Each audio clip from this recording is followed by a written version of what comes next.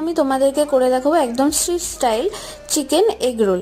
তার জন্য প্রথমেই আমি চিকেনগুলোকে ছোট ছোট করে কেটে নিয়েছি। তার মধ্যে দিয়ে দেবো আদা রসুন বাটা, টক দই, ধনে গুঁড়ো, জিরে গুঁড়ো, হলুদ, লঙ্কার গুঁড়ো, গরম মশলা, বিট নুন এবং খাবার নুন আর সাদা তেল দিয়ে ভালো করে ম্যারিনেট করে রেখে দেবো 10 মিনিট মতো। তারপরে একটা কড়াইতে সাদা তেল গরম করে এই চিকেনটা দিয়ে ভালো করে ভেজে নেব। চিকেন সেদ্ধ এবং ভাজা দুই হয়ে গেলে এর মধ্যে আমরা দিয়ে দেবো স্লাইস করে রাখা পেঁয়াজ আর ক্যাপসিকাম, দিয়ে ভালো করে আরো 2 থেকে 3 মিনিট নেড়ে চেড়ে নিয়ে নামিয়ে নেব। তারপরে ময়দা যেভাবে আমরা মাখি ঠিক সেইভাবে মেখে নিয়ে একটা বড় করে রুটি বেলে নিয়ে আমরা দুদিক উল্টে পাল্টে ভালো করে সেঁকে নেব। এবার তেল দিয়ে তার মধ্যে একটা ডিম দিয়ে দেবো, দিয়ে তার উপর দিয়ে দেবো ভেজে রাখা রুটিটা, দিয়ে ভালো করে তেল দিয়ে 2 পিঠ ভালো করে ভেজে নেব। এবার তার উপরে দিয়ে দেবো চিকেনের পুর, কাঁচা পেঁয়াজ, লেবু, টমেটো সস, চিলি সস দিয়ে ভালো করে মুড়িয়ে নেব।